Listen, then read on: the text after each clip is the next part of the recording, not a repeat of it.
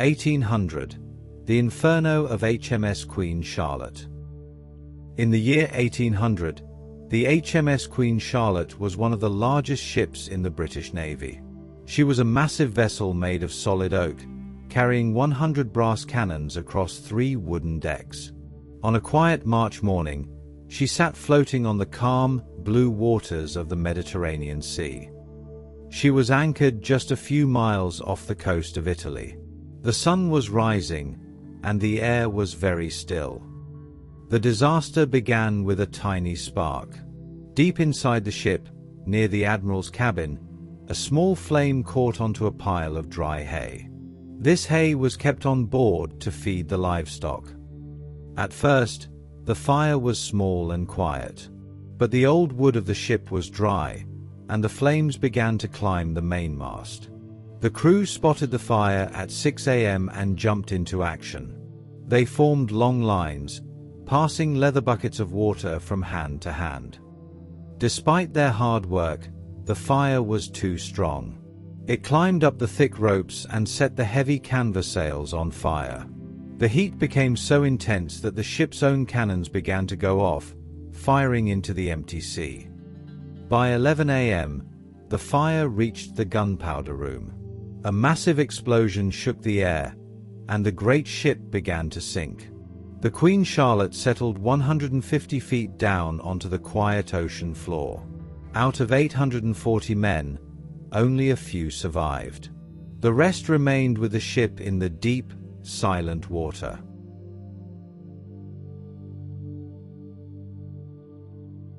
(1801). The hidden sands of HMS Invincible. In March of 1801, the HMS Invincible was sailing along the coast of Norfolk, England. She was a strong ship with 74 guns, built to handle the rough waters of the North Sea. The morning was grey and the sea was choppy as the ship moved toward its next mission. Below the waves, however, lay a hidden danger. The coast was famous for its shifting sandbanks, which moved with the tides and the wind. At noon, a loud grinding sound echoed through the wooden hull. The Invincible had struck a massive sandbank known as Hammond's Knoll. The ship stopped instantly. The heavy wooden rudder was snapped off by the force of the sand. For several hours, the crew worked in a steady rhythm to save the ship. They threw heavy cannons and supplies overboard to make the ship lighter, hoping the incoming tide would lift them to safety. By the afternoon, the wind grew stronger and the waves began to crash against the trapped vessel. The ship was stuck fast, and the pressure of the tide began to snap the thick oak beams of the hull. Water poured into the lower decks faster than the men could pump it out. Slowly, the Invincible slid off the sandbank and disappeared into the cold, deep water. Out of the 590 men on board, only 196 were saved. The ship now rests in the dark silt of the North Sea, reclaimed by the very sands that caught her.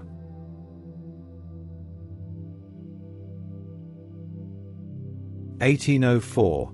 The silver cargo of HMS Apollo. On a dark April night in 1804, the HMS Apollo was leading a large group of 69 merchant ships across the ocean. They were sailing from Ireland toward the West Indies, carrying valuable supplies and a secret treasure of silver coins.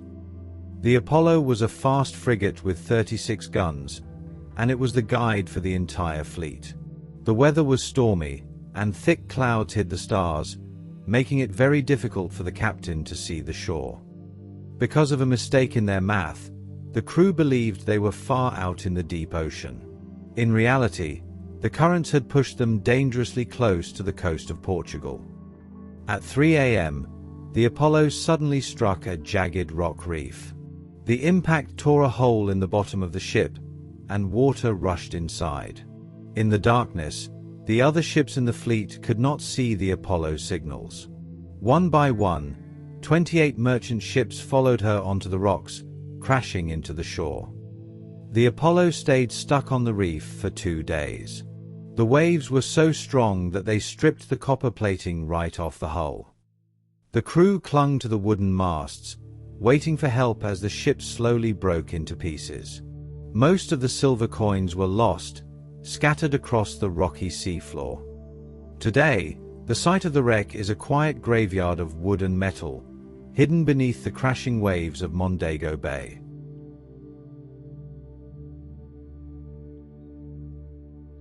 (1805) The Lost Fortune of the Earl of Abergavenny. The Earl of Abergavenny was a massive merchant ship known as an East Indiaman. In February of 1805, she set sail from England, bound for the distant ports of Bengal and China. She was a giant of the sea, carrying a fortune in her cargo hold. Inside were 62 heavy chests filled with silver dollars, along with fine porcelain and iron. The ship was so large and sturdy that the passengers felt perfectly safe as they began their long journey. As the ship sailed through the English Channel, the weather turned cold and foggy.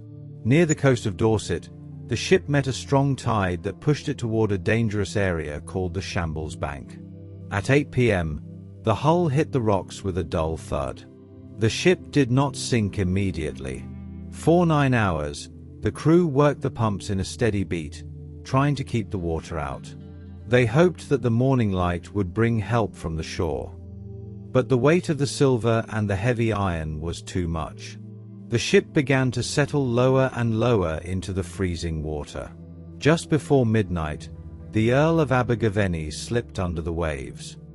Because the water was shallow, the tips of the wooden masts stayed visible above the surface for a long time.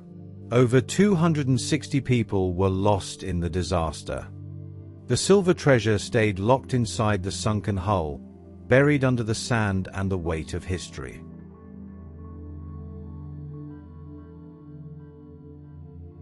(1807) The Vanishing of HMS Blenheim.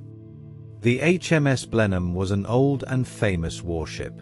By the year 1807, she had been in service for over 40 years. Her wooden frame was tired, and her iron bolts were rusty. She was currently sailing through the vast Indian Ocean, acting as the flagship for a British admiral. Even in calm weather, the ship leaked constantly. The crew had to work the pumps day and night just to keep the vessel afloat. In February, the ship encountered a massive tropical storm. The wind was howling, and the waves rose as high as the ship's masts. The Blenheim was sailing with a smaller ship called the Harrier. As the storm grew worse, the two ships struggled to stay together. Through the rain and the spray, the crew of the Harrier watched as the Blenheim labored heavily against the waves. The old ship was sitting very low in the water, weighted down by the leaks in her hull. As night fell, the Blenheim moved further into the mist. The Harrier saw a final signal light from the Admiral's cabin, and then the great ship vanished. When the storm cleared the next morning, the ocean was empty. No pieces of wood, no lifeboats, and no survivors were ever found.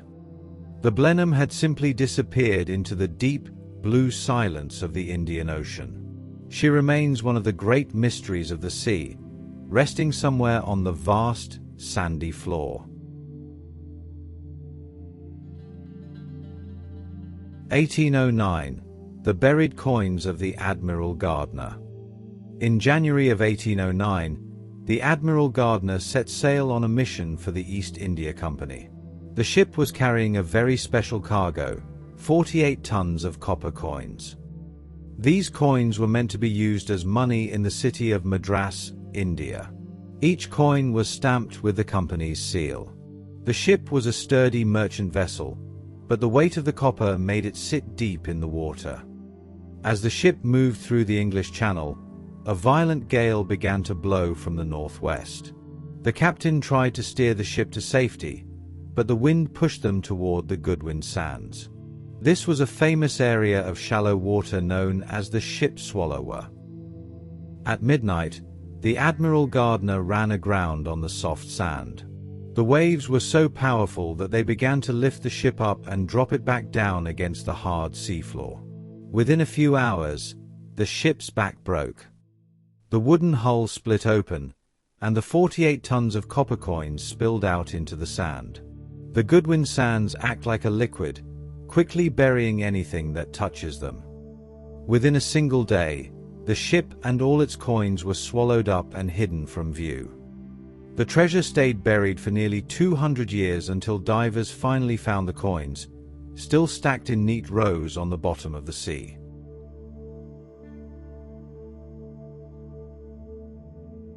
(1810) The Christmas storm of HMS Minotaur. In December of 1810, the HMS Minotaur was making its way home to Britain.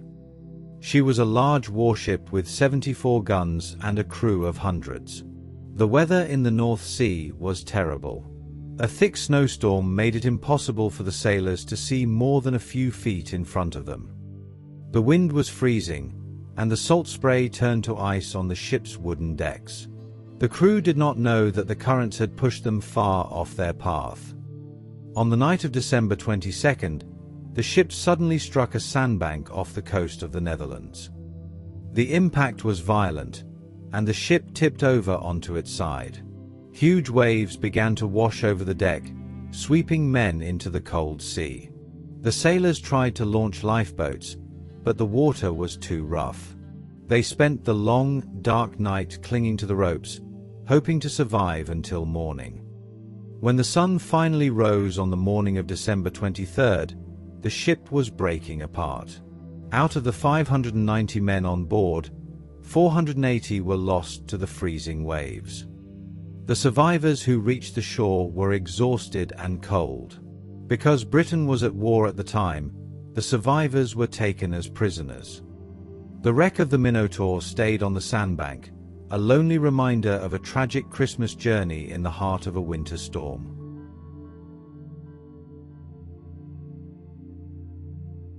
(1811) The Iron Silence of HMS St. George.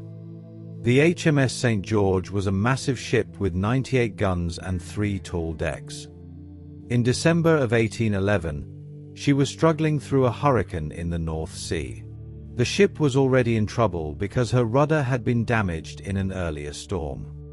The crew had built a temporary rudder out of spare wood, but it was not strong enough to steer the giant vessel against the powerful wind. On Christmas Eve, the ship was pushed toward the coast of Denmark. The waves were enormous, and the wind was screaming through the rigging. The St. George was being followed by another ship called the HMS Defence. The captain of the Defence refused to leave the St. George alone in the storm. At 6 a.m., both ships struck the rocky reefs near the shore. The St. George was pounded by the sea with such force that her thick oak masts snapped like twigs. For an entire day, the ship stayed stuck on the rocks. The water was so cold that many of the men simply fell asleep and never woke up. Out of the 738 people on board, only 7 men survived to reach the beach. The shore was covered in pieces of the ship and heavy iron weights from the hull. The St. George now lies in pieces on the seafloor, where the iron guns remain silent and still under the cold Danish waves.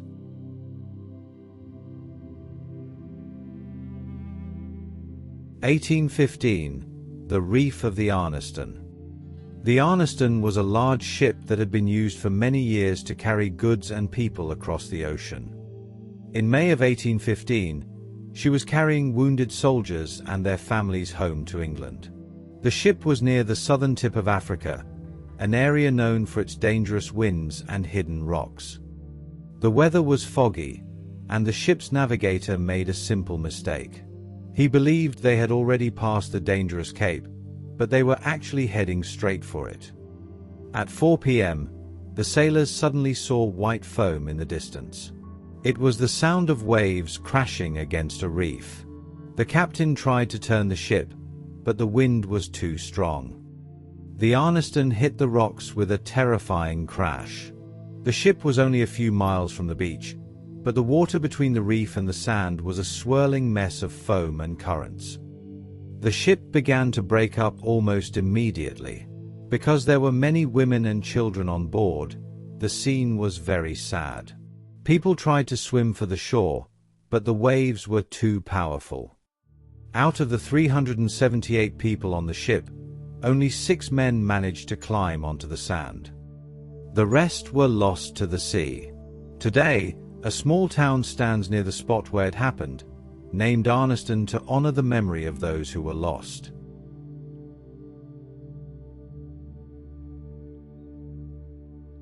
(1816) The desperate raft of the Medusa.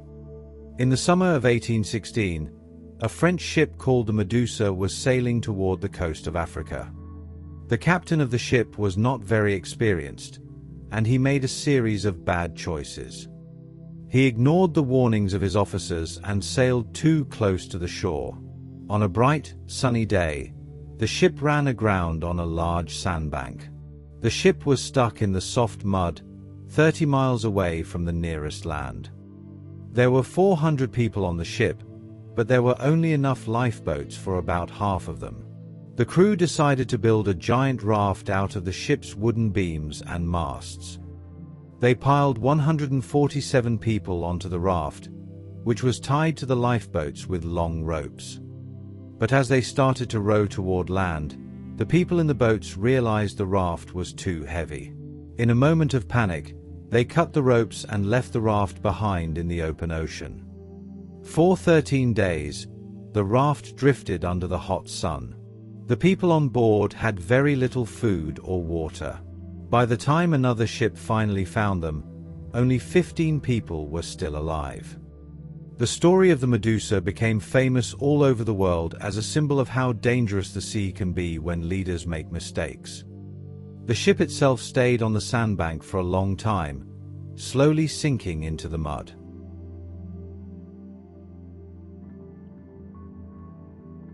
(1821) The Irish Sea Mist of the Earl of Moira.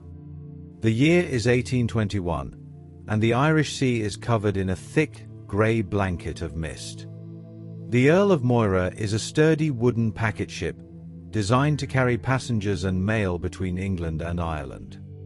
She is a reliable vessel, built with a heavy oak hull and tall, straight masts. On this particular August evening, the ship is making its way from Liverpool toward the port of Dublin. There are nearly 100 people on board, including families, merchants, and sailors.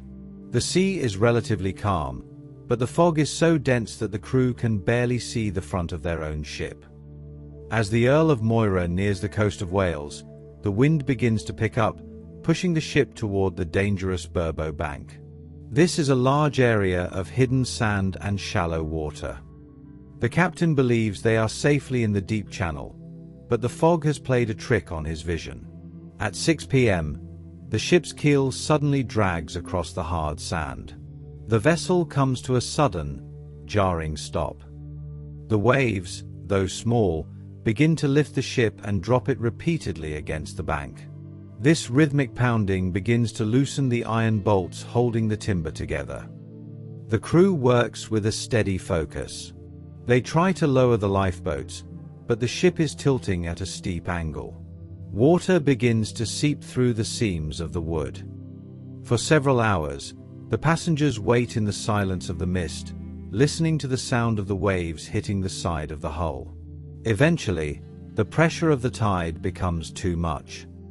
The Earl of Moira breaks apart into large sections of floating wood. While some people are rescued by passing boats, many are lost to the cold, murky water. The ship's remains are slowly buried by the shifting sands of the bank, where they remain in the quiet darkness.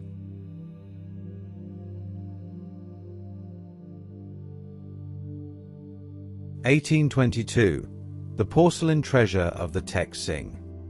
In the year 1822, a massive Chinese sailing ship called the Tek Sing is moving through the South China Sea.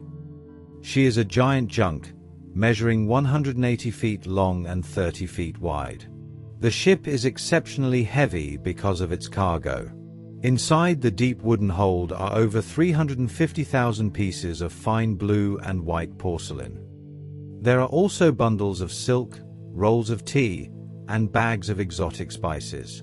Along with this valuable cargo, the ship is crowded with 1,600 passengers and 200 crew members. It is a floating city of wood and canvas, moving slowly toward the island of Java. The captain of the Tek Sing is in a hurry. To save time, he decides to take a shortcut through the Gasper Strait. This area is famous among sailors for its narrow passages and jagged underwater rocks. The weather is clear, but the currents in the strait are very strong and unpredictable. As the sun begins to set, the ship is caught in a powerful swirl of water. The heavy junk is pushed off its course and slams into a hidden reef. The impact is catastrophic. The thick wooden hull, which had survived many voyages, is crushed by the weight of the porcelain and the force of the water. The Tek Sing sinks rapidly into the deep. Because there are so few lifeboats for such a large number of people, the scene is one of great tragedy. The massive ship settles on the seafloor, nearly 100 feet down. The hundreds of thousands of porcelain plates and bowls are scattered across the sand, forming a glittering field of blue and white in the dark water. For over 150 years, the treasure stayed hidden and silent.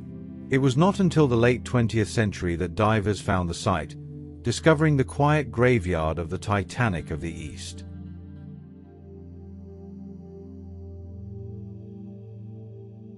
(1825) The Burning Timber of the Kent.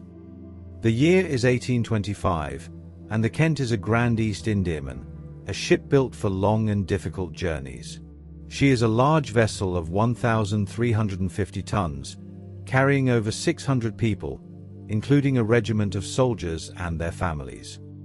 They are bound for the distant ports of India. The ship is sturdy and well stocked with food, water, and supplies for the months ahead. As the Kent enters the Bay of Biscay, the weather becomes violent. Huge, grey waves toss the heavy ship as if it were a toy. To keep the cargo from sliding around, a junior officer goes below deck with a lantern to check the storage. In the darkness of the hold, the ship gives a sudden, violent lurch. The officer drops the lantern, and it shatters against a cask of highly flammable spirits. In an instant, a fire breaks out. Because the ship is made of old, dry oak and filled with supplies, the flames spread with incredible speed. The crew tries to pump water into the hold, but the fire is too deep. To stop the flames, the captain makes a difficult choice. He orders the lower portholes to be opened to flood the bottom of the ship. This slows the fire, but it also makes the ship begin to sink. For many hours, the Kent sits in the middle of the storm, both burning and sinking at the same time. By a stroke of luck, a small ship called the Cambria sees the smoke on the horizon and rushes to help. In a long and slow process, most of the passengers are moved from the burning ship to the small rescue boat. Just as the last boat leaves, the fire reaches the Kent's gunpowder magazine. A massive explosion lights up the dark, stormy sky. The remains of the Kent are swallowed by the heavy waves of the bay, leaving nothing behind but a cloud of smoke in the cold wind.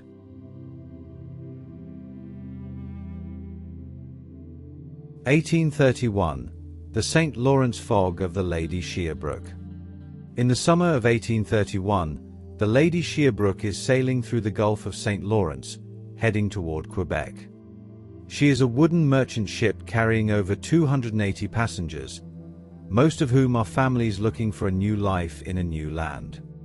The ship is full of crates of tools, clothing, and personal belongings. The journey has been long, and the passengers are looking forward to seeing land. However, as they approach the coast of Newfoundland, a thick, white fog rolls over the water. It is so dense that the sailors can no longer see the surface of the sea from the deck. The captain believes he is in deep, safe water, but a strong current has pushed the Lady Shearbrook miles off her intended path. The ship is moving silently through the mist at a steady pace. Suddenly, at 11 p.m., there is a terrifying sound of wood grinding against rock. The ship has struck the jagged reefs near Mouse Island. The impact is so great that the masts snap and fall onto the deck. Water rushes into the sleeping quarters, and the ship begins to tilt sharply to one side. There is no time to plan a rescue in the darkness and the fog. The Lady Shearbrook is trapped on the rocks, and the freezing Atlantic waves begin to break the hull into small pieces. The passengers try to hold onto the wreckage, but the water is too cold and the current is too strong. Only 35 people manage to scramble onto the rocky shore. When the fog finally lifts the next morning, the ship is gone. Only small bits of wood and clothing are floating in the water. The Lady Shearbrook remains a tragic part of the history of the St. Lawrence, a ship that was lost just as its journey was almost over.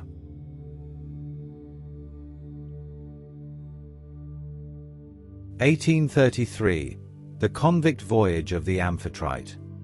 The year is 1833, and the Amphitrite is a wooden sailing ship with a very specific and somber mission. She is a convict ship, carrying over 100 women and children who have been sentenced to live in the distant colony of Australia. The ship is also carrying a crew of 16 sailors and a captain. As they depart from England and enter the English Channel, a massive storm begins to build. The wind screams through the sails, and the sea turns a dark, angry green. The Amphitrite is pushed toward the coast of France, near the town of Boulogne. The storm is so powerful that the ship is driven onto a sandbank only a few hundred yards from the beach. People on the shore can see the ship and hear the cries of the women on board. French rescuers launch a boat and try to reach the Amphitrite, but the British captain refuses their help. He believes that if the convicts leave the ship, they might escape. He orders the women to stay below deck and locks the hatches. He believes the tide will eventually lift the ship off the sand and they will be able to continue their journey. This choice proves to be a fatal mistake. As the tide comes back in, it does not lift the ship. Instead, the waves become even larger and begin to smash the wooden hull against the hard sand. The ship eventually breaks in half under the weight of the water. Because the women were locked below, they had no chance to escape. Out of the 133 people on board, only 3 crew members survive by swimming to the shore. The Amphitrite is remembered as a ship lost not just to the sea, but to a captain's pride.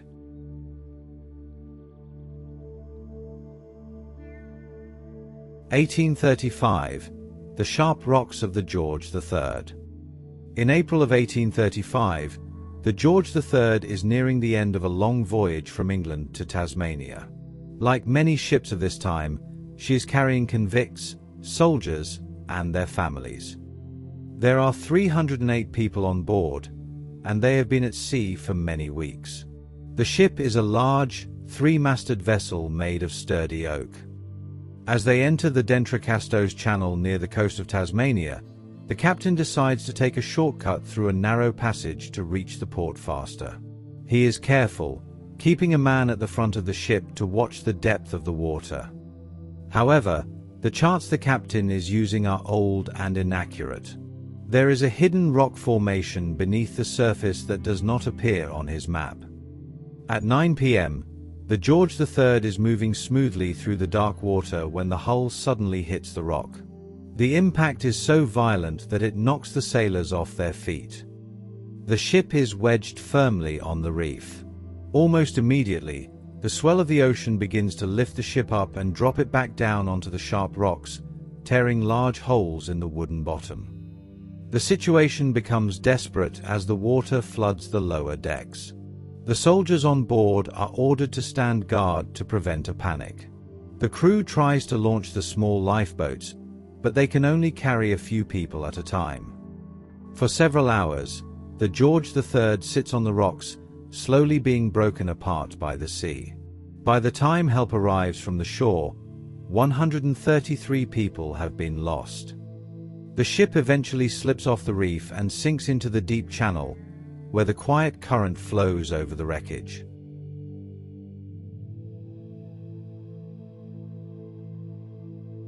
(1837) The Southern Gales of the SS Adelaide.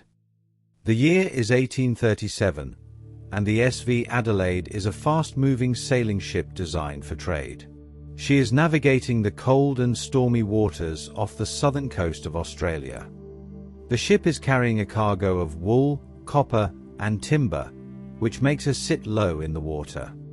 The Southern Ocean is known for having some of the largest waves in the world, and on this July day, a massive gale is blowing from the south. The sky is a dark, bruised purple, and the wind is strong enough to rip the canvas sails right off the masts. The Adelaide is struggling to stay on course. The captain tries to steer the ship into the open sea to avoid the rocky coastline, but the wind is too powerful. The ship is being pushed sideways toward the shallow reefs of the Spencer Gulf. The crew works tirelessly to adjust the ropes, their hands cold and wet from the freezing spray. Despite their efforts, a massive wave crashes over the side of the ship, flooding the deck and washing away the lifeboats. The Adelaide is now defenseless against the power of the ocean. At midnight, the ship is driven onto a sharp reef with a deafening crack.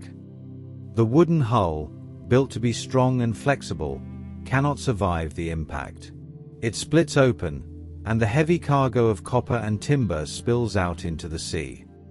The ship is quickly overwhelmed by the waves. Only a few sailors manage to hold onto floating pieces of wood until the morning. The SV Adelaide is completely destroyed, her remains scattered across the seafloor.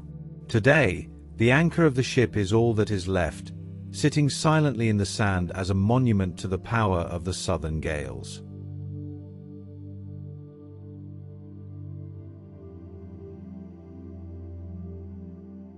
(1838). The Lighthouse Heroine and the Forfarshire. In September of 1838, the Forfarshire is a modern steamship, using both sails and a large paddle wheel to move through the water. She is travelling from Hull to Dundee, carrying 60 passengers and a cargo of fine cloth and hardware. As she moves through the Farne Islands off the coast of England, her boilers begin to leak. The steam engine fails, leaving the ship to depend only on her sails in the middle of a fierce storm. The wind is blowing with hurricane force, and the rain is so heavy that the captain cannot see the warning lights of the nearby lighthouses. The Forfarshire is pushed toward a giant rock called Big Harker. At 4 a.m., the ship strikes the rock and is immediately broken in two. The back half of the ship is swept away by the current, taking most of the passengers with it. The front half stays wedged on the rock, where 9 survivors cling to the wet stone, freezing in the wind. They believe they are doomed, as no boat could possibly survive in such a violent sea. However, someone is watching from the Longston Lighthouse nearby.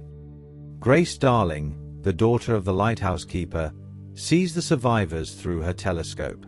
Despite the danger, she and her father launch a small wooden rowboat. They row with all their strength through the towering waves to reach the rock. In an act of incredible bravery, they manage to rescue all 9 survivors and bring them back to the safety of the lighthouse. The Forfarshire eventually disappears beneath the waves, but the story of the rescue becomes famous across the world. The ship remains a quiet wreck in the shallow water, forever linked to the story of the lighthouse heroine.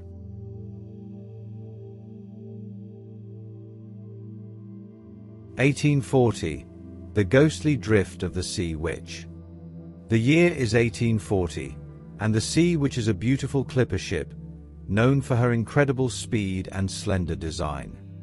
She is built for the tea trade, carrying expensive cargo from China back to the ports of New York. Her hull is painted a deep black, and her sails are pure white.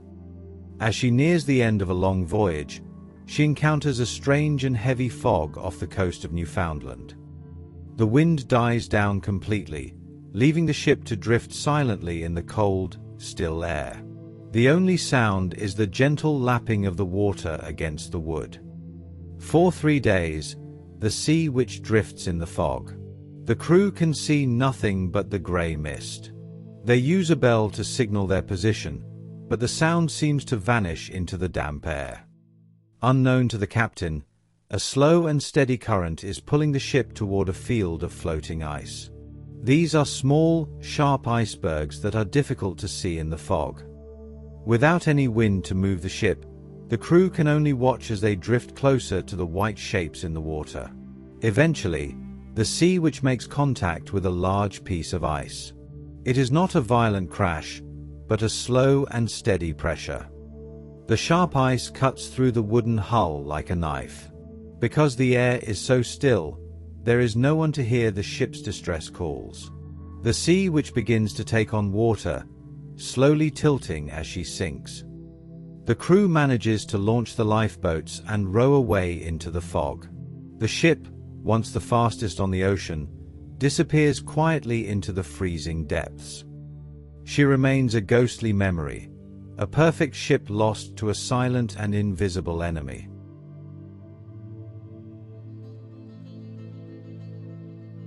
(1841) The midnight collision of the Governor Fenner. In February of 1841, the Governor Fenner is a large American sailing ship heading from Liverpool to New York.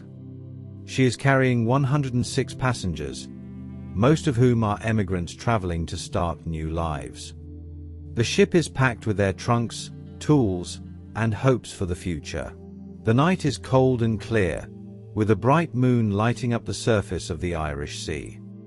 The wind is steady, and the Governor Fenner is moving at a good speed. At the same time, a large steamship called the Nottingham is moving in the opposite direction, heading toward England. Because both ships are moving quickly, the distance between them closes rapidly. Due to a misunderstanding of the navigation lights, neither ship turns in time to avoid the other. At midnight, the heavy iron bow of the Nottingham slams directly into the wooden side of the Governor Fenner. The sound of the collision is like a clap of thunder. The wooden ship is nearly cut in half by the impact. Water rushes into the cabins where the passengers are sleeping, and the ship begins to sink almost instantly. The Governor Fenner disappears beneath the waves in less than 5 minutes. There is no time to launch lifeboats or even for most people to reach the deck. Only the captain and one sailor from the Governor Fenner manage to jump onto the deck of the Nottingham before their ship vanishes. 122 people are lost in the sudden, violent accident. The Nottingham is badly damaged but manages to stay afloat. The Governor Fenner now rests on the deep floor of the Irish Sea, a silent witness to the dangers of the growing traffic on the world's busy ocean lanes. 1843. The Sharp Crags of the Pegasus. The year is 1843, and the Pegasus is a sleek iron-hulled paddle steamer. She is a modern marvel of her time, designed to carry passengers quickly between the ports of Scotland and England. On a calm July evening, the ship departs from Leith, bound for Hull. There are 55 people on board, enjoying the smooth rhythm of the steam engines and the gentle splashing of the paddle wheels. The sea is like a mirror, and the stars are beginning to appear in a clear summer sky. The captain, looking to save time, decides to steer the ship inside the Farne Islands, closer to the shore than usual. However, the calm water hides a dangerous secret. Just beneath the surface lies the Goldstone Rock, a jagged peak that is invisible during high tide. At midnight, while most of the passengers are asleep in their cabins, the Pegasus strikes the rock at full speed. The iron hull is strong, but the force of the impact tears a long gash along the bottom of the ship. The engine room floods instantly, and the fire in the boilers is extinguished with a loud hiss of steam. Without power, the ship begins to settle quickly into the cold water. The scene on the deck is quiet but desperate. The crew attempts to lower the lifeboats, but in the confusion, the first boat is swamped by the sea and sinks. The Pegasus stays afloat for only 30 minutes before sliding off the rocks and disappearing into the deep.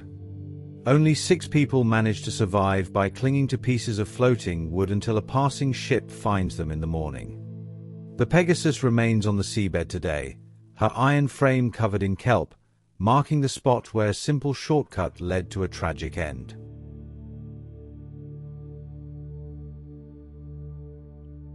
(1845) The Cursed Ice of HMS Erebus.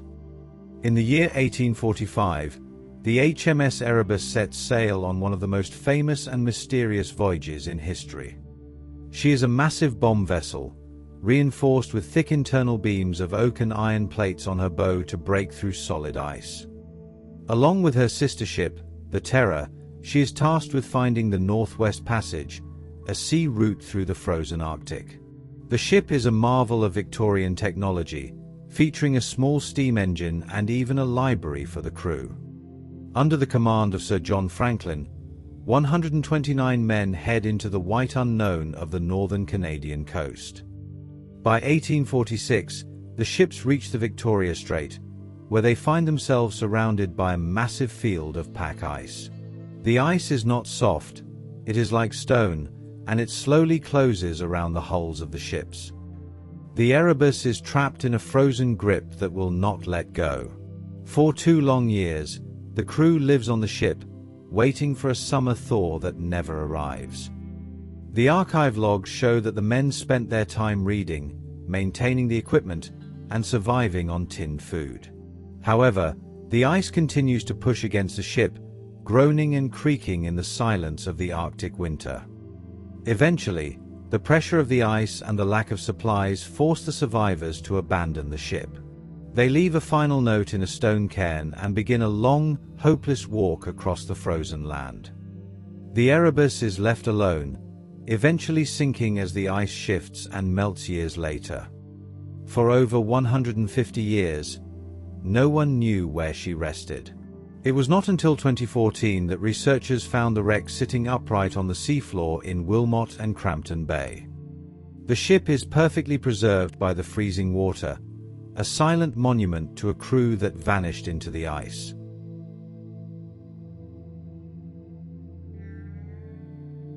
(1845) The Eternal Winter of HMS Terror.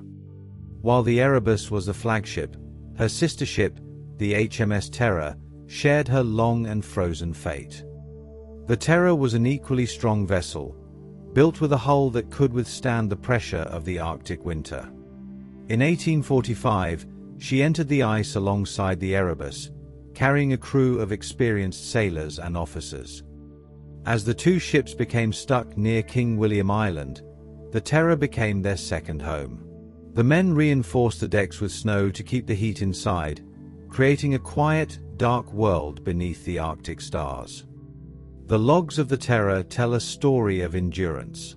For 19 months, the ship sat motionless in the ice. The sailors listened to the wind howling outside and the sound of the hull being squeezed by the frozen sea. Despite the cold, the ship remained a place of order. The men kept the engines clean and the supplies organized, hoping that the next season would bring open water. But the Arctic is unforgiving. As the second winter passed, the commander of the Terror, Francis Crozier, realized that the ships would never be free.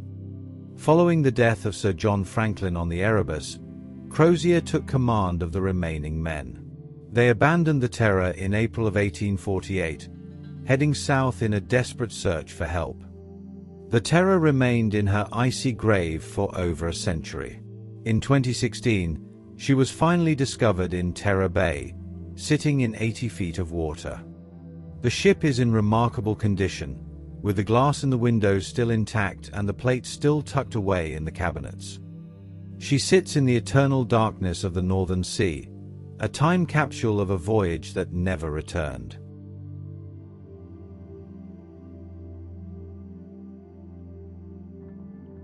(1847) The Dark Cliffs of the Stephen Whitney.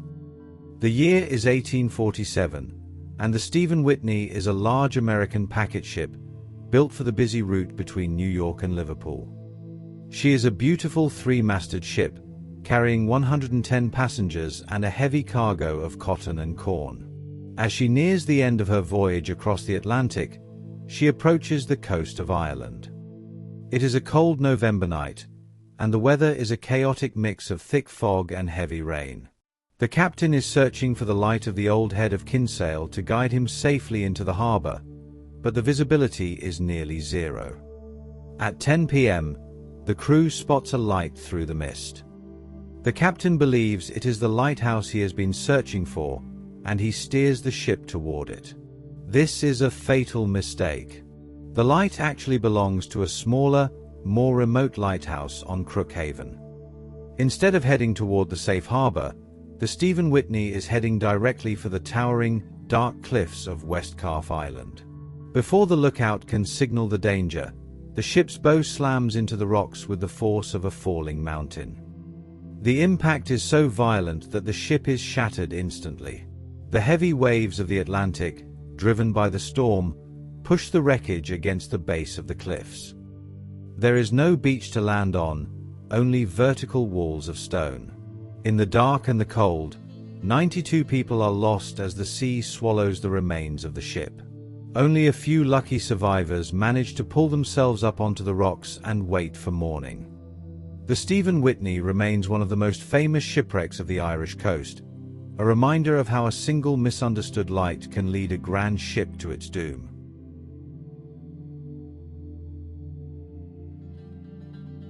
(1848) The Flames of the Ocean Monarch.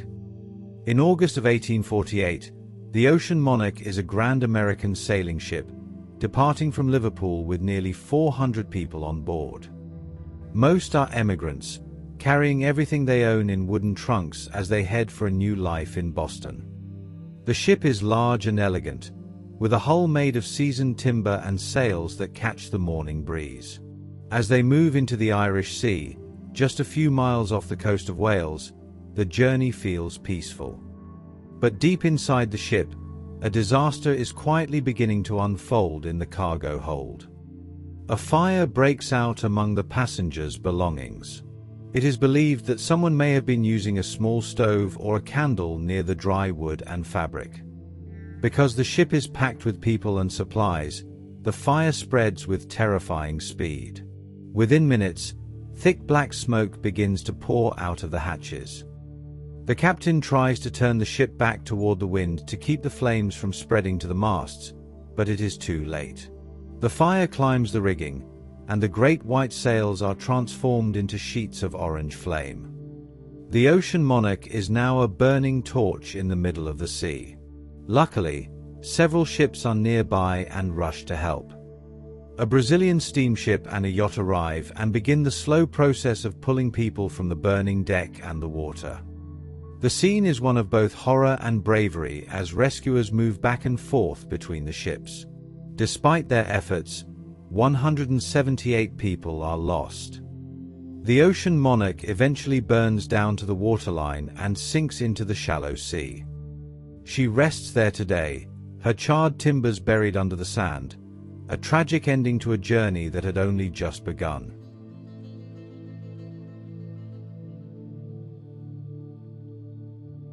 (1850) The Iron Anchors of the Royal Adelaide. The year is 1850, and the Royal Adelaide is a strong iron-hulled steamship. She is built for the rough waters of the English Channel, carrying passengers and goods between London and Cork.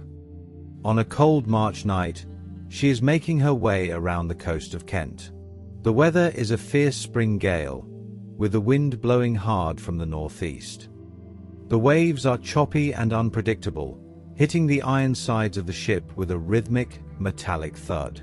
The ship is carrying nearly 250 people, all huddled below deck to stay warm and dry. As the Royal Adelaide nears the Goodwin Sands, the same area that swallowed the Admiral Gardner years earlier, the wind grows even stronger. The captain tries to keep the ship in the deep channel, but the current is pulling him toward the shallows. The iron anchors are lowered in an attempt to hold the ship in place, but the sandy bottom of the channel offers no grip. The heavy chains groan under the pressure, but the ship continues to drift. At midnight, the Royal Adelaide is pushed onto the outer edge of the sands. The iron hull, while strong, cannot survive being pounded against the hard sandbanks. The ship begins to break apart as the waves roll over the deck. In the darkness, No rescue boats can reach the vessel. By morning, all 250 people on board have been lost. The ship has been completely swallowed by the shifting sands. All that remains of the Royal Adelaide are her massive iron anchors, which were found years later, still hooked into the seafloor.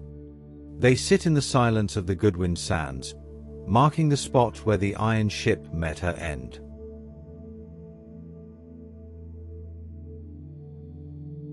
(1852), the guarded honor of HMS Birkenhead.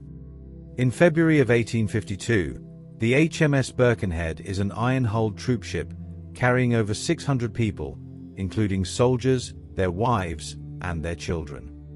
They are traveling along the coast of South Africa, heading toward Algoa Bay. The ship is a modern paddle steamer, moving smoothly through the water under a bright moon. The sea is calm, and the captain is keeping the ship close to the shore to save time. At 2 a.m., while most of the passengers are asleep, the ship suddenly strikes a hidden rock near Danger Point. The rock is sharp and tears a massive hole in the iron hull. Water rushes into the lower decks where the soldiers are sleeping, and many are lost in the first few minutes. The captain realizes the ship is sinking and orders the lifeboats to be lowered, but there are only enough for the women and children. In a moment that became famous in history, the soldiers are ordered to stand in their ranks on the deck. They remain perfectly still, showing incredible bravery, to ensure that the women and children can reach the boats without a panic. The Birkenhead breaks in half just 20 minutes after hitting the rock. As the ship slips beneath the waves, the soldiers remain at their posts until the very end. Out of the 643 people on board, only 193 survive. This event led to the tradition of women and children first on sinking ships. The HMS Birkenhead now rests in the deep water off Danger Point. The iron wreckage is a quiet graveyard, honoring the men who stood in silence as the sea rose around them.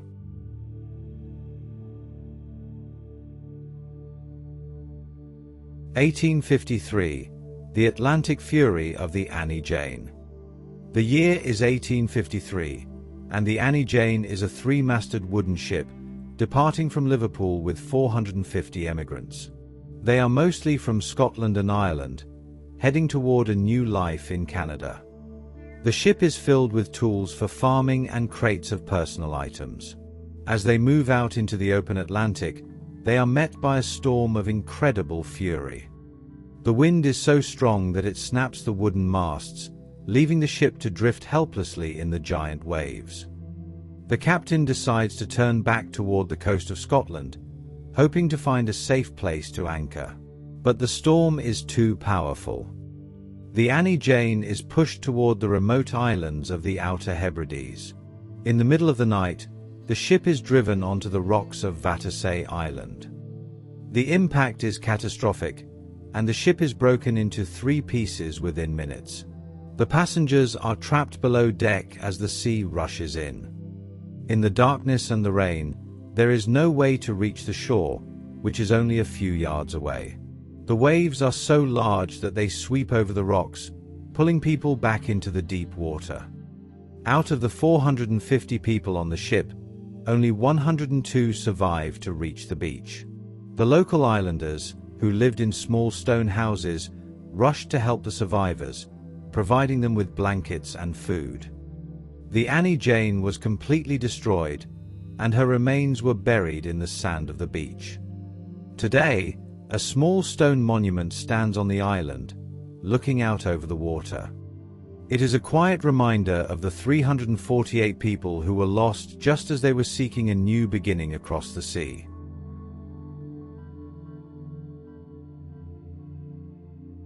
(1854), the muffled bells of the SS Arctic. In September of 1854, the SS Arctic is a grand luxury steamship, known for its speed and its beautiful wooden hull. She is traveling from Liverpool to New York, carrying wealthy families and businessmen. The ship is a symbol of the new age of steam travel, featuring elegant dining rooms and comfortable cabins. As the ship nears the coast of Newfoundland, it enters a region of thick, white fog. To warn other ships of its presence, the crew rings the ship's large bronze bell every few minutes. The sound is muffled and lonely in the damp air. Suddenly, a small French steamship called the Vesta appears out of the fog. The two ships are moving too fast to turn. The iron bow of the Vesta slams into the wooden side of the Arctic. At first, the damage does not look serious, and the captain of the Arctic even tries to help the other ship. But soon, he realizes that the Arctic is taking on water very quickly. The wooden hull has been crushed beneath the waterline. Panic begins to break out as the crew realizes there are not enough lifeboats for the 400 people on board. In the chaos, many of the lifeboats are taken by the crew, leaving the passengers behind. The ship settles lower and lower into the fog-covered sea. As the Arctic finally sinks, the last thing heard is the sound of the ship's bell as it goes under. 350 people are lost, including the wife and children of the ship's owner. The disaster led to new laws about lifeboats and safety at sea. The SS Arctic rests today in the deep, cold water off the Grand Banks, a silent witness to a tragic day in the fog.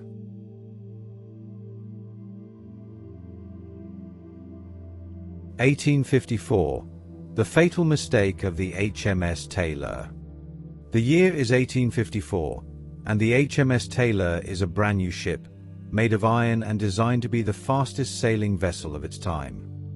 She is a giant, with 3 tall masts and a sleek, modern hull. On her very first voyage, she departs from Liverpool with 650 people, heading for the gold fields of Australia. The ship is full of hope and excitement. However, the Taylor has a serious problem that no one knows about yet. Because her hull is made of iron, it is interfering with the ship's compasses. The needles are not pointing north, they are being pulled by the iron of the ship itself. As the Taylor moves into the Irish Sea, the captain believes he is sailing safely into the open ocean. In reality, the ship is heading straight for the rocks of Lambury Island. To make things worse, the ship's rudder is too small for such a large vessel, making it very difficult to turn. When the cliffs of the island suddenly appear through the rain, the captain tries to steer away, but the ship does not respond. The Taylor strikes the rocks with a terrifying metallic crash. The iron hull does not bend, it cracks open. The ship stays wedged against the cliff for a short time, allowing some people to scramble onto the rocks. But soon, the weight of the water pulls the Taylor down into the deep. 360 people are lost on the ship's very first journey. The disaster was a lesson for shipbuilders about the dangers of iron hulls and the importance of accurate compasses. The HMS Taylor remains on the seafloor near Lambury Island. Her iron ribs are still visible in the clear water, a quiet memorial to a voyage that failed before it could truly begin. Moving into the late 1850s and 1860s, the archive shows the true dawn of the ship of gold era and the immense tragedies that occurred as steam and sail shared the busy ocean lanes. 1857. The deep gold of the SS Central America. In September of 1857, the SS Central America is steaming along the eastern coast of the United States. She is a large, side-wheel steamer, carrying nearly 600 passengers and a massive cargo of gold from the California Gold Rush. Inside her hold are tons of gold coins and bars, worth a fortune. The ship is sturdy, but she is about to meet one of the most powerful hurricanes in history. As the wind increases to a scream, the heavy waves begin to batter the ship's wooden hull. The salt spray is so thick that the sailors cannot see the front of the vessel. The disaster begins when a leak develops in one of the seals around the paddle shaft. Water pours into the engine room, dousing the fires in the boilers. Without steam, the pumps stop working, and the ship loses all power. For 2 days, the passengers and crew work together in a desperate rhythm, using buckets to toss water back into the sea. They are exhausted and soaked to the bone, but they do not stop. Despite their bravery, the ship continues to sit lower and lower in the water. A small ship manages to rescue some of the women and children, but the Central America cannot stay afloat. On the night of September 12th, the ship of gold finally slips beneath the waves. Over 400 people are lost, along with the entire cargo of treasure. The ship settled 8,000 feet down in the total darkness of the Atlantic floor. It remained there, silent and untouched, until 1988, when explorers finally found the gold glittering in the mud. The wreck is a quiet monument to the many people who sought their fortune but found only the cold embrace of the deep sea.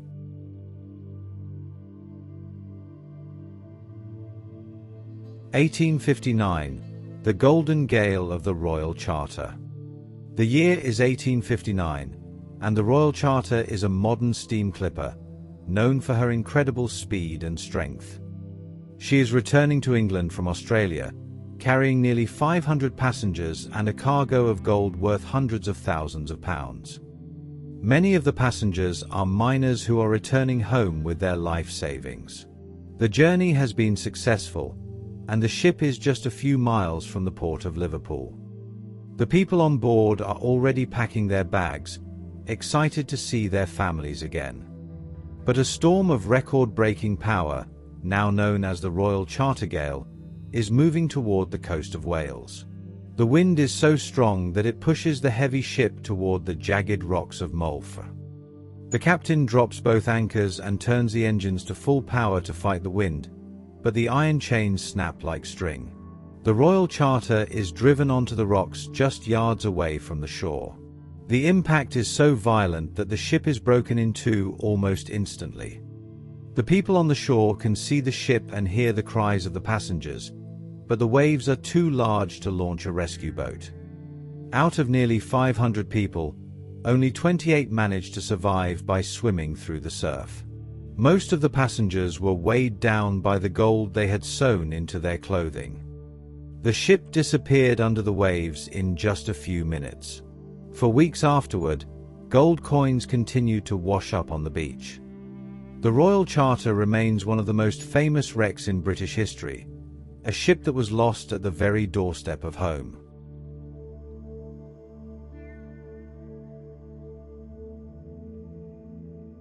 (1860) The Great Lake Tragedy of the Lady Elgin. The year is 1860, and the Lady Elgin is a beautiful wooden sidewheel steamer on Lake Michigan.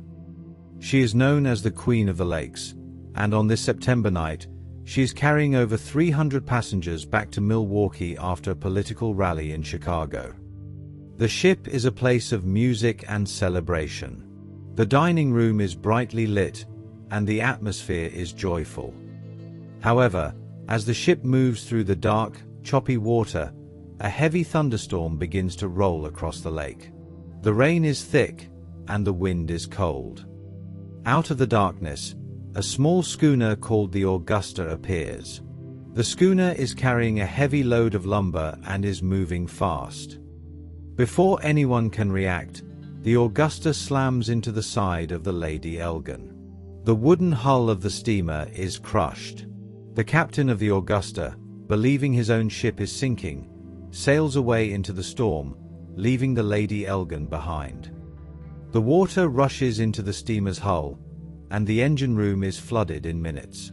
The lights go out, leaving the passengers in total darkness. The Lady Elgin begins to break apart. The massive paddle wheels fall off, and the deck separates from the hull. People cling to pieces of floating wood and the ship's furniture as they drift toward the shore. Many are lost to the cold water of the lake. Out of nearly 400 people, 300 are lost in the disaster. The tragedy led to new laws about ship lights and safety on the Great Lakes. The Lady Elgin rests today in the quiet, cold depths of Lake Michigan. Her wooden remains a silent reminder of a night of celebration that ended in silence.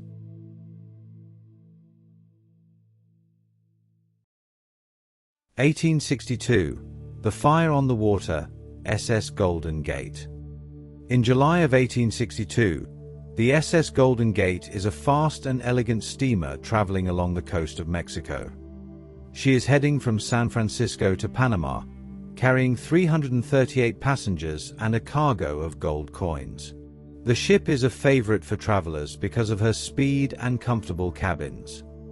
The journey is peaceful until the ship is about 15 miles off the coast of Manzanillo. A fire is discovered in the galley, and because the ship is made of dry wood and painted with flammable oils, the flames spread with terrifying speed. The captain realizes that the fire cannot be stopped. He makes the difficult decision to turn the ship toward the shore, hoping to run it aground so the passengers can escape. This is a race against time. As the ship moves at full speed toward the beach, the fire grows larger, cutting off the front of the ship from the back. The passengers are forced to jump into the sea or face the flames. The heat is so intense that the wooden masts begin to fall, and the deck becomes too hot to stand on. The Golden Gate finally strikes a sandbar about 300 yards from the beach. The impact is violent, and the ship is immediately overwhelmed by the surf and the fire. 213 people are lost in the disaster, many of them caught in the flames or pulled under by the heavy currents near the shore. The gold cargo was lost as the ship burned down to the waterline and sank into the sand.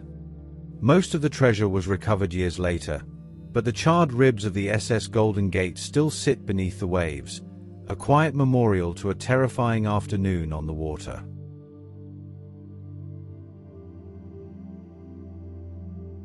(1865) The Civil War cargo of the SS Republic. The year is 1865, and the American Civil War has just come to an end. The SS Republic is a large, iron-hulled steamship departing from New York and heading for New Orleans. She is carrying a cargo that is vital for the rebuilding of the South. Inside her hold are thousands of gold and silver coins, along with crates of tools, medicine, and glass bottles. The ship is strong and has a powerful engine, but as she moves past the coast of Georgia, she encounters a massive hurricane. The wind is so powerful that it rips the heavy paddle wheels apart. Without her engines, the SS Republic is at the mercy of the sea. The crew works the manual pumps for days, but the leaks in the hull are too large. On the morning of October 25th, the captain orders everyone to abandon ship. The passengers and crew climb into small lifeboats and a makeshift raft as the ship begins to settle into the water. The SS Republic sinks slowly, taking its valuable cargo of coins and supplies down to the seafloor, 1,700 feet below. The survivors spent several days drifting in the storm before being rescued by passing ships. The location of the SS Republic remained a secret for nearly 140 years. It was finally discovered in 2003 by a team of deep-sea explorers. They found the ship sitting upright on the bottom of the ocean, surrounded by thousands of glittering coins and perfectly preserved glass bottles. The wreck is a quiet time capsule of a nation trying to heal, resting in the eternal stillness of the deep Atlantic.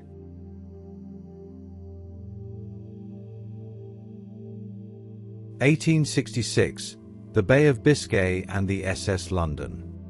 In January of 1866, the SS London is a modern steamship designed to carry passengers from England to Australia. She is a large ship, using both a steam engine and sails. As she departs from London, she is heavily loaded with cargo and coal, which makes her sit quite low in the water. As the ship enters the Bay of Biscay, she is met by a storm of incredible power. The bay is famous for its rough seas, but this storm is particularly violent. Huge waves wash over the deck, and the water begins to leak into the hatches. The disaster begins when a massive wave smashes through the hatches of the engine room. The water puts out the fires in the boilers, leaving the ship without power in the middle of the storm. The sailors try to use the sails, but the wind is so strong that the canvas is torn to shreds. For several days, The passengers and crew work together to pump the water out, but the sea is winning. The ship is slowly being swamped by the weight of the water on her deck. On the morning of January 11th, the captain tells the passengers that there is no hope. In a very quiet and orderly way, the people gather in the dining room to pray and wait for the end. Only one small lifeboat manages to launch with 19 people on board.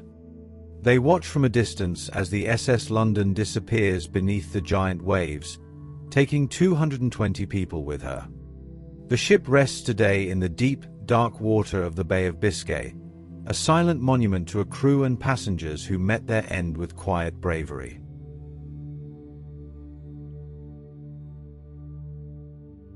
(1870). The Unstable Iron of HMS Captain. The year is 1870, and the HMS Captain is a brand new type of warship. She is an experimental design, built with a heavy iron hull and massive gun turrets. She also has a full set of sails, making her one of the most powerful ships in the British Navy. However, there is a serious problem with the design. Because of the heavy turrets and the low deck, the ship is not very stable in rough water. Many naval officers are worried that the ship sits too low in the sea, but the designer believes she is perfectly safe. In September, the HMS Captain is sailing with a fleet off the coast of Spain. The weather is stormy, with a strong wind and choppy waves. As night falls, the wind grows even more powerful. The ship is under full sail, which causes her to lean over to one side. A massive wave hits the side of the hull, and because the deck is so low, the water does not flow off. Instead, the weight of the water pulls the ship even further over. In a matter of seconds, the HMS Captain capsizes and turns completely upside down. The ship sinks almost instantly, taking nearly 500 men with her, including the man who designed her. Only 18 sailors managed to survive by clinging to a small boat. The disaster was a shock to the world and led to major changes in how warships were designed. The HMS Captain rests today on the seafloor in the Bay of Biscay. Her iron turrets and heavy guns are silent, a tragic reminder of a time when technology moved faster than the understanding of the sea's power.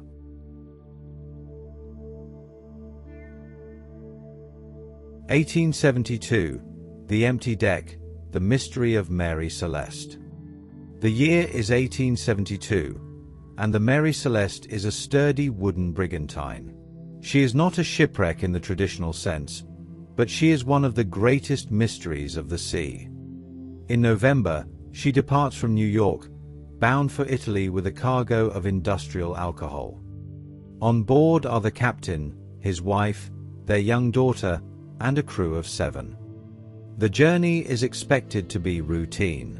However, a month later, another ship called the Dei Gratia spots the Mary Celeste drifting in the middle of the Atlantic Ocean.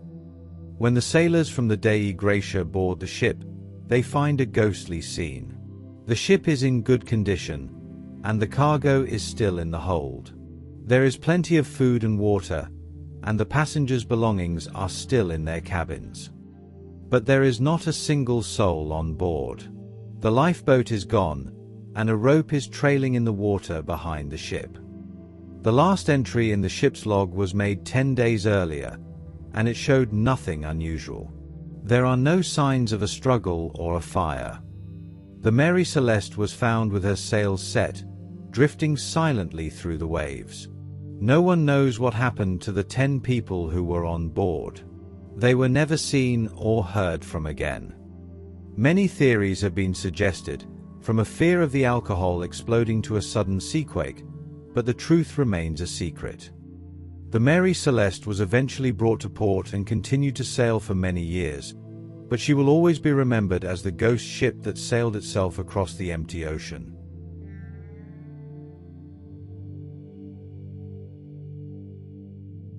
(1873). The White Star Warning of the SS Atlantic. In April of 1873, the SS Atlantic is a grand luxury liner belonging to the famous White Star Line. She is a modern iron ship, carrying nearly 1,000 people from England to New York. The journey is difficult, with strong headwinds that use up the ship's coal faster than expected. The captain decides to change course and head for the port of Halifax, Nova Scotia, to get more fuel. He is a brave officer, but he is tired and has been on deck for many hours. He goes to his cabin to rest, leaving the ship in the hands of his officers. As the ship nears the coast of Nova Scotia, the crew makes a navigational error. They believe they are far from the rocks, but the currents have pushed the ship toward the shore. In the darkness of the early morning, the SS Atlantic strikes a hidden rock called Mars Head. The impact is catastrophic. The ship is moving at full speed, and the iron hull is torn open. The ship immediately tilts to one side, making it impossible to launch the lifeboats. The scene is one of great chaos in the freezing water. Many people are lost in the first few minutes as the sea rushes into the cabins. Local fishermen rush to the shore and use ropes to pull survivors from the wreckage, showing incredible bravery. Despite their efforts, 535 people are lost. The SS Atlantic remains one of the greatest disasters in the history of the White Star Line. The wreck sits today in the shallow water off the coast, her iron bones a quiet warning to all who sail the foggy waters of the north.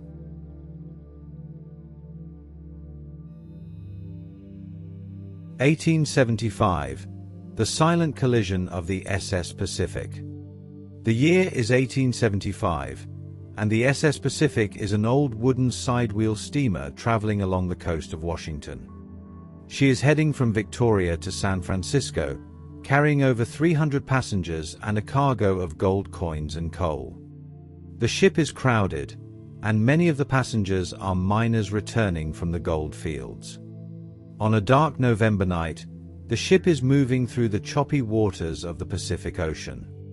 To save money, the ship is not carrying enough lifeboats for everyone on board. Out of the darkness, a sailing ship called the Orpheus appears. The two ships are on a collision course.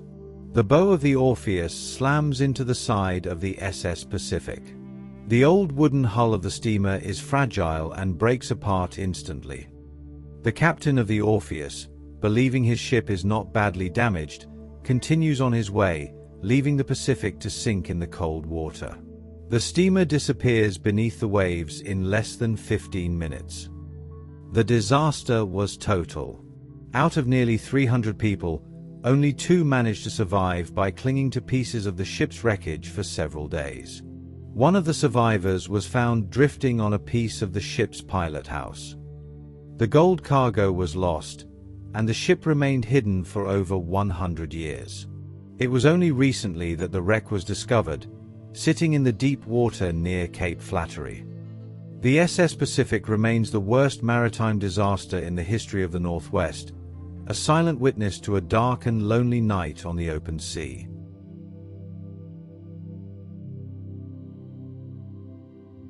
(1875) The silent collision of the SS Pacific.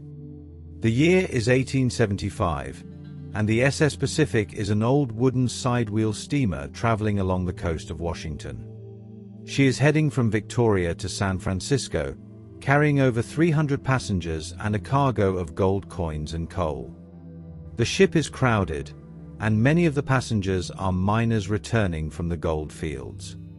On a dark November night, the ship is moving through the choppy waters of the Pacific Ocean. To save money, the ship is not carrying enough lifeboats for everyone on board. Out of the darkness, a sailing ship called the Orpheus appears.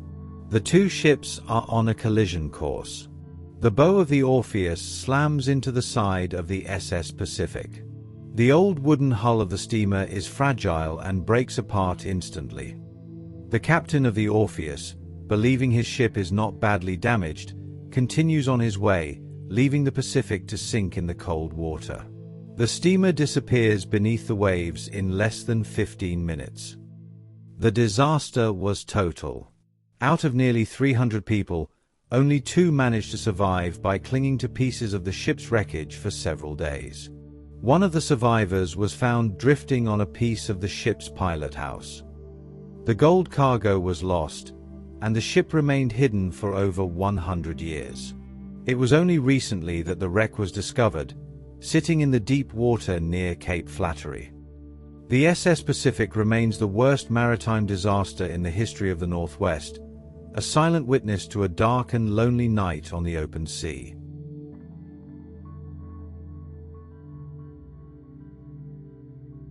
(1878) The Squall of HMS Eurydice. The year is 1878, and the HMS Eurydice is a vision of naval grace. A fast wooden frigate, she serves the British Navy primarily as a training vessel, a floating classroom for young sailors learning the ancient art of the sea. She is a beautiful ship, boasting 3 tall, proud masts and 26 guns.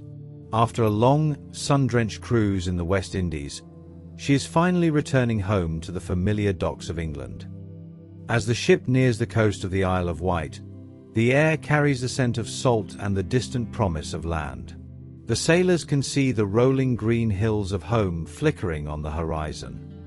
The weather is deceptively bright and sunny, though the air carries a sharp, winter chill. Because the sun is out and the spirits on board are high, the captain has ordered all the ship's gun ports to be kept open, allowing the fresh, brisk English air to circulate through the lower decks. It is a moment of profound peace. Suddenly, the atmosphere shifts. A massive and unexpected snow squall rushes across the water like a white ghost.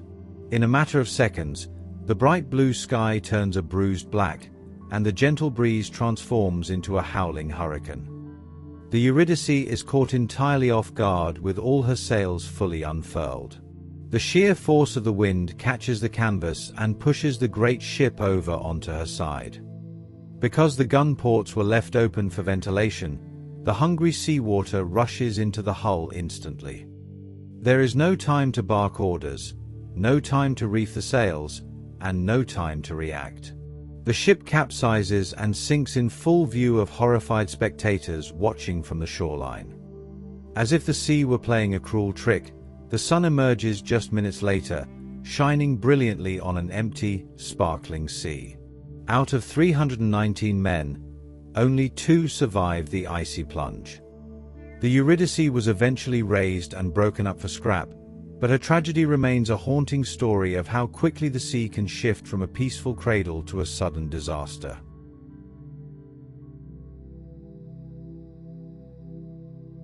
(1881) The southern reefs of the SS Tarawa. In April of 1881, the SS Tarawa, a sturdy iron steamship, is making its way through the swells of the South Pacific. She is traveling from Dunedin to Melbourne, carrying 151 passengers and a precious cargo of silver coins and vital supplies. As she nears the rugged southern tip of New Zealand, the world begins to shrink.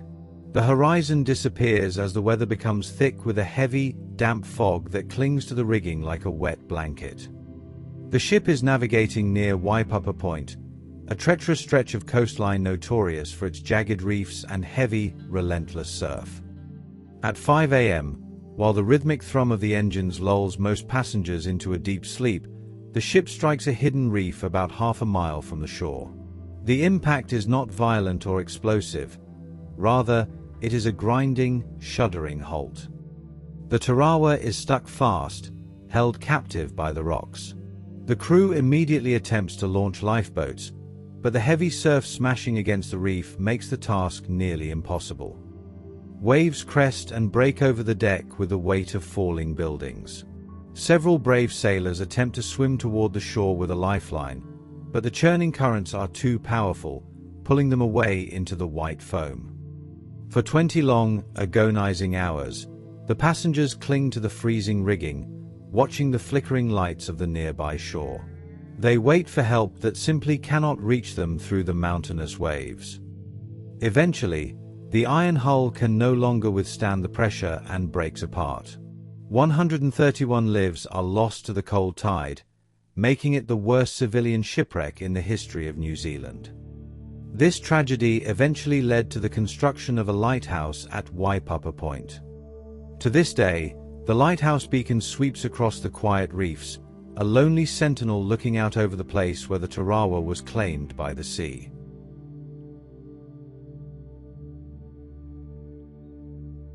(1883), the shifting bar of HMS Orpheus. The year is 1883, and the HMS Orpheus is a powerful corvette, serving as the proud flagship for the British fleet in the South Pacific. She is a marvel of 19th century engineering, a modern hybrid ship that utilizes both a powerful steam engine and a vast array of sails.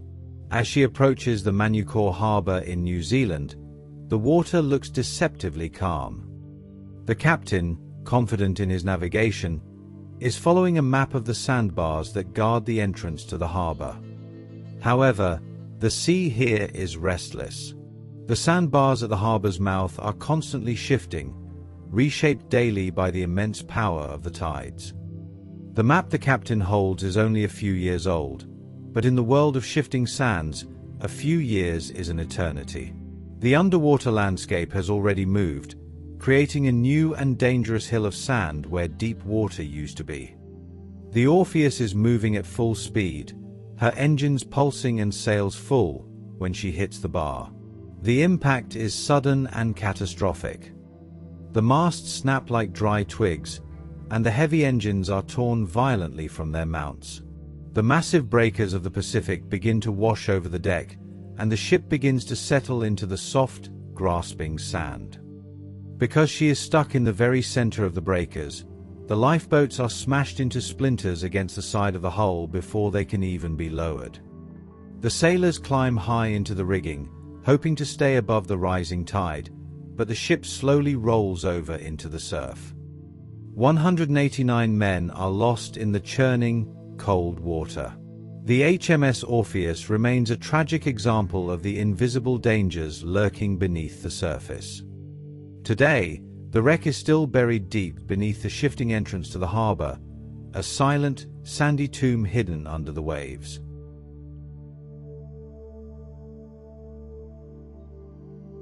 (1887), the invisible bow of the SS Kapunda.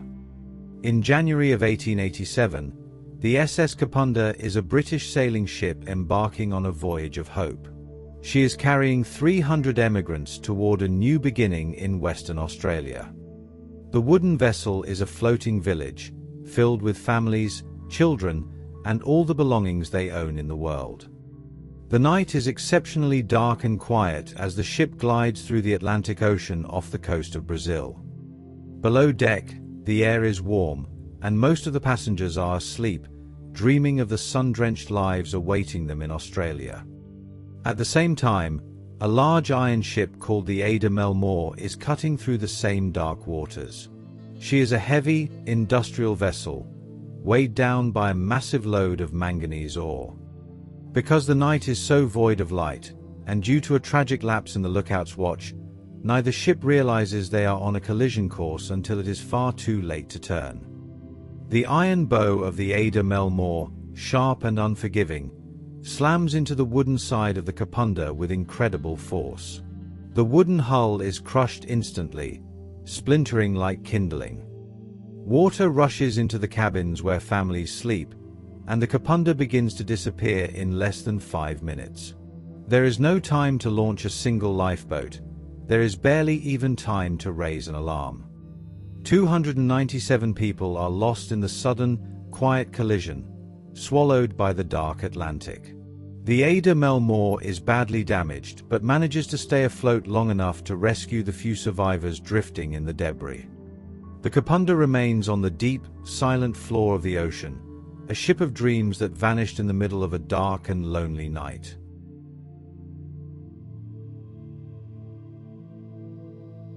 (1890), the coral grave of the RMS Quetta.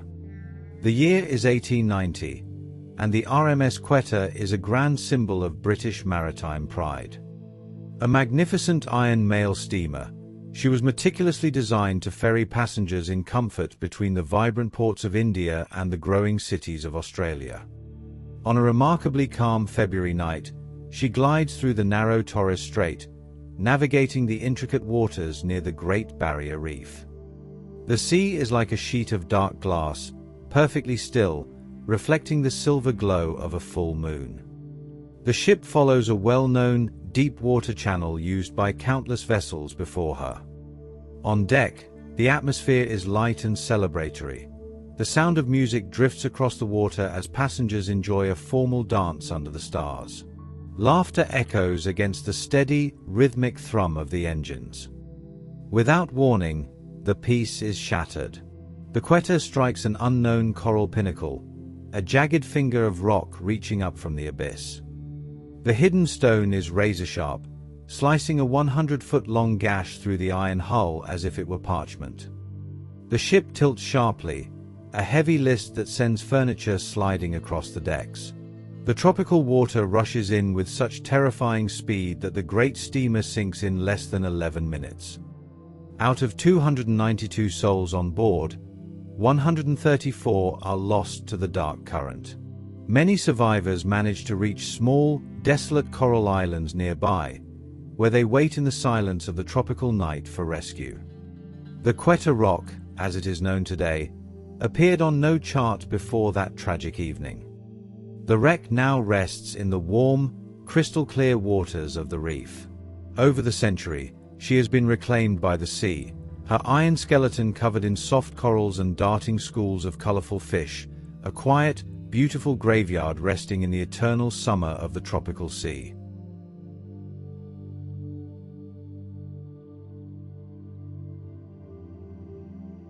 (1891) The Gibraltar Fog and the SS Utopia. In March of 1891, the SS Utopia is a massive steamship laboring across the waves, carrying over 800 people toward the promise of a new life. Most on board are Italian emigrants, families clutching their belongings and dreaming of the streets of New York. As the ship nears the famous Bay of Gibraltar, the Mediterranean hospitality vanishes. A sudden, violent storm surges, bringing with it a fog so thick it swallows the horizon and the stars alike. The captain struggles to navigate the crowded bay, searching for a safe place to drop anchor. However, the harbor is congested with powerful British warships. In the blinding white mist and the howling wind, the captain makes a catastrophic error in judgment. He unknowingly steers the Utopia directly into the path of the HMS Anson, a formidable battleship equipped with a sharp, underwater iron ram designed for naval combat. The ram of the battleship acts like a giant, underwater knife, shearing through the Utopia's hull with ease. The ocean pours into the wound. Because the bay is so crowded, nearby ships immediately launch lifeboats to assist, but the gale-force winds are too strong for the oarsmen. The Utopia settles onto the seafloor in just 20 minutes, leaving only her masts poking through the churning grey water. A staggering 562 people are lost in the disaster. For many years afterward, those skeletal masts remained visible above the surface of the harbour, a haunting and silent reminder to every sailor who entered the bay. The Utopia was eventually raised and broken up, but the story of that collision in the fog remains a dark, somber chapter in the long history of Gibraltar, a reminder of how easily a journey of hope can be undone by the elements.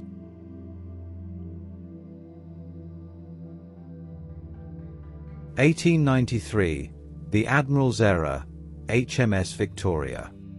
The year is 1893, and the HMS Victoria is the undisputed pride of the British Mediterranean Fleet.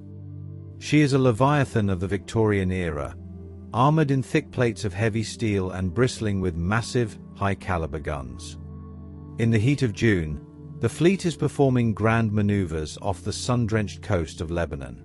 The Admiral in command, Sir George Tryon, is a man of rigid discipline and legendary authority. During the exercises, the Admiral orders two long lines of massive ships to turn toward each other in a dangerously tight circle. On the bridges of the surrounding vessels, officers watch in growing dread. They realize the ships are far too close and a collision is inevitable. Yet, the Admiral is so strict and his word so absolute that no officer dares to voice a challenge to the order.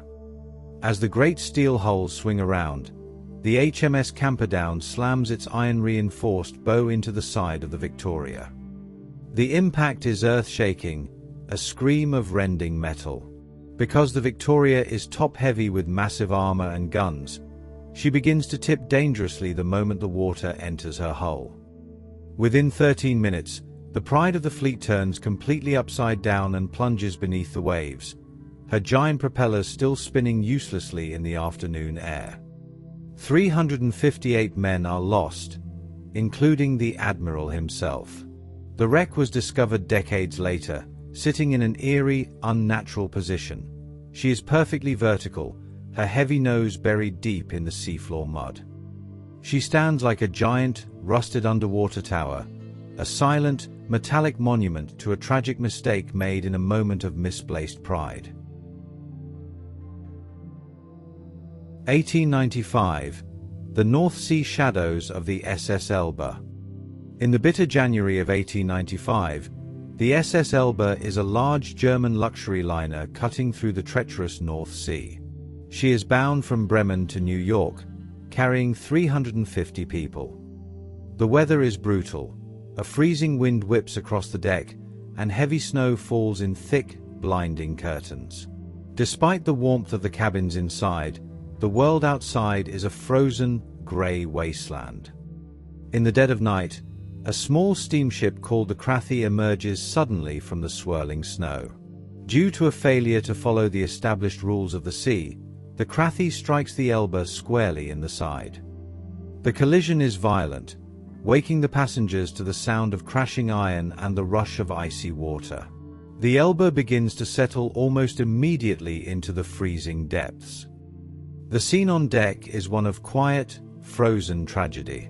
The lifeboats, exposed to the winter spray, are covered in a thick, unyielding layer of ice. The ropes are frozen stiff, making them nearly impossible to launch. In the chaos and the cold, only one boat manages to escape the sinking liner with 20 shivering people on board. They row away into the darkness, watching as the lights of the Elba flicker and vanish into the black, freezing sea, taking 330 people with her. The survivors are forced to row for many grueling hours through the snow before a fishing smack finds them. The disaster led to a massive public outcry and the implementation of much stricter safety rules for North Sea travel. Today, the SS Elba rests in the dark, sandy silence of the seabed, her wooden decks and iron railings hidden by the cold, deep currents.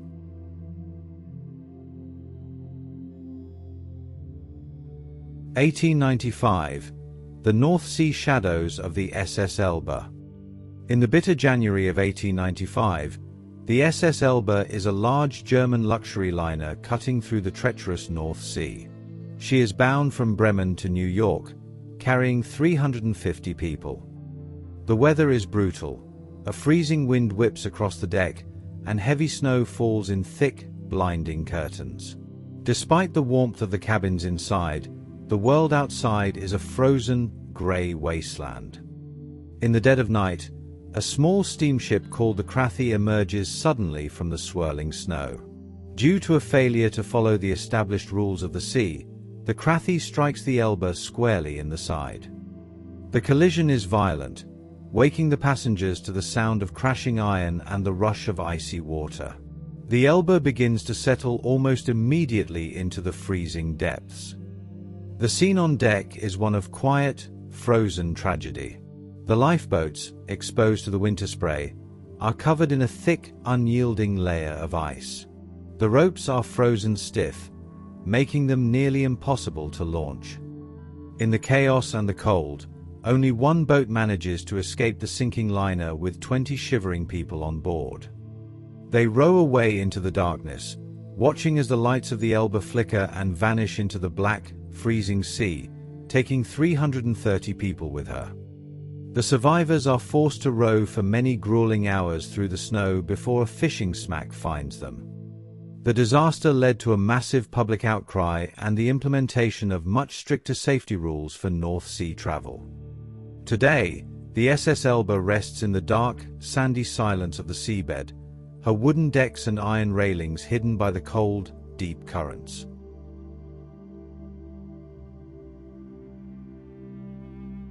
(1898) The Blizzard's Path and the SS Portland. In November of 1898, the SS Portland is a beloved wooden side-wheel steamer that runs the route between Boston and Portland, Maine.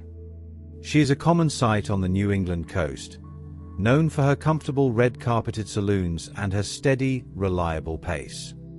As she departs Boston Harbor, a massive blizzard, later known as the Portland Gale, begins to roar up the coast. The wind quickly reaches hurricane speeds, and the snow becomes so thick it creates a total whiteout. The captain, confident in the Portland's sturdy design, believes the ship can weather the storm. But the blizzard is a monster of unprecedented power. For many hours, the ship struggles against mountainous waves that batter her wooden hull and freezing winds that threaten to strip the paint from her sides. People on the shore, huddled in their homes, report hearing the lonely, haunting sound of the ship's whistle blowing for help through the storm, but the seas are too violent for any rescue. The Portland eventually founders and sinks off the coast of Cape Cod, taking all 192 people on board into the depths. For over a century, the exact location of the ghost ship of New England remained a mystery, fueling local legends. It was finally located in 2002, sitting upright and dignified on the seafloor. Remarkably, the cold water has preserved her wooden hull and her iconic large paddle wheels. She remains the most famous wreck of the New England coast, a victim of the most powerful storm of the century, resting in the quiet dark.